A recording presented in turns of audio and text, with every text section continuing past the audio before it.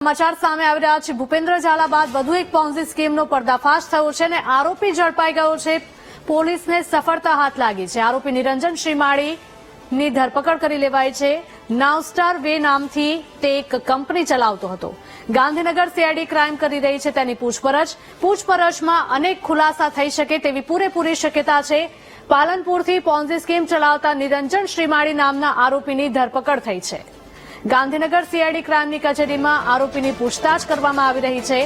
નાવસ્ટાર way નામની Ponzi સ્કીમની company ચલાવતો હતો આરોપી। આ ખુલાસામાં પૂછપરછમાં નવા નામ પણ સામે આવી શકે છે। તેના આ કૌભાંડમાં કેટલા લોકો સંડોવાયેલા હતા તે મુદ્દે પણ તપાસ કરવામાં આવશે। તમામ લોકોની વિગતો પણ મેળવવામાં આવશે અને તમામની પૂછપરછ કરવામાં આવશે। આ સાથે જ નિરંજન કેટલા સમયથી આ કૌભાંડ ચલાવી રહ્યો હતો તે મુદ્દે પણ તપાસ કરવામાં આવશે। તો ભૂપેન્દ્ર ઝાલા બાદ વધુ એક પોન્ઝી સ્કીમનો પર્દાફાશ થયો છે। પાલનપુરથી પોન્ઝી સ્કીમ ચલાવતા નિરંજન શ્રીમાળી નામના આરોપીની ધરપકડ થઈ છે। ગાંધીનગર સીઆઈડી ક્રાઇમની કચેરીમાં આરોપીની પૂછપરછ કરવામાં આવી રહી છે।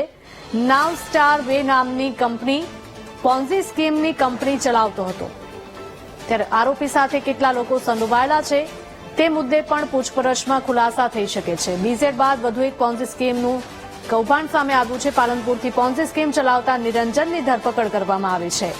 આરોપી નિરંજન સુરતથી પકડાયો છે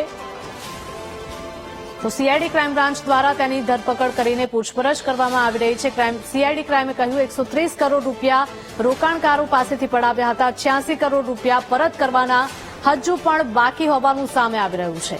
15,000 લોકોએ પોન્ઝી સ્કીમમાં રોકાણ પણ કર્યું હતું તેવું સામે આવી રહ્યું છે।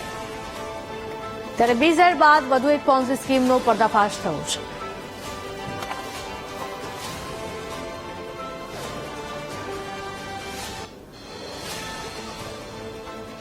અમરેલી